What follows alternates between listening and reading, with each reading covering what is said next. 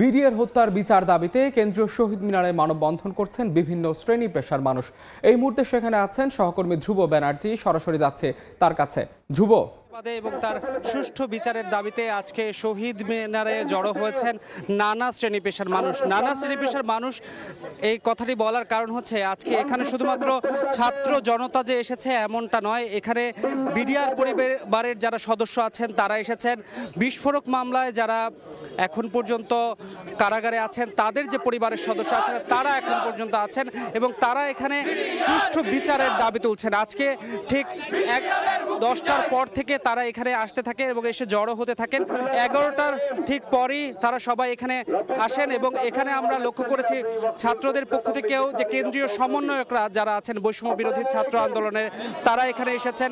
তারা এখানে এসে মূলত দ্রুত সময়ের মধ্যে যাতে কমিটি গঠন করে সেই কমিটি দ্রুত সময়ের মধ্যে কাজ করেন সেই দাবিও তোলা হয়েছে। পাশাপাশি যারা বিডিআর বিদ্রোহের সময় যাদেরকে হত্যা করা হয়েছে এবং যেই পরিবারগুলো বঞ্চিত হয়েছে সেই পরিবারের সদস্যদেরকেও আমরা এখানে লক্ষ্য করেছি।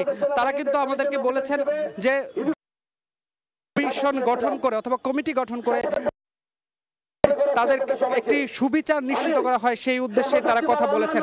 পাশাপাশি প্রাক্তন যে কমিটিগুলো হয়েছে বিভিন্ন সময় শেখ হাসিনার সময়ে যে তদন্ত কমিটিগুলো গঠন করা হয়েছিল সে তদন্ত কমিটির যারা সদস্য রয়েছেন তারাও প্রাক্তন সদস্য রয়েছেন, তারাও এখানে উপস্থিত হয়েছেন। তারা কিন্তু বলছিলেন যে শেখ হাসিনার সময়ে যে কমিটিগুলো করা হয়েছিল সেই কমিটিগুলো করা হয়েছিল শুধুমাত্র প্রহসনের জন্য, অর্থাৎ লোক দেখানো কমিটি করে যারা অপরাধী তাদেরকে বাঁচিয়ে দেওয়ার চেষ্টা করা হয়েছে।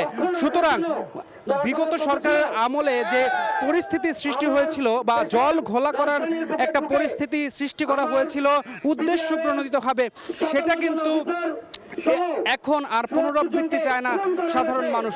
তারা কিন্তু বলছেন যে দ্রুত সময়ের মধ্যে এবার যাতে কমিটি তাদের যে কাজ সেটা সঠিকভাবে পালন করেন। তো এই ছিল রাজধানীর কেন্দ্রীয় শহীদ মিনার থেকে আমার কাছে সর্বশেষ।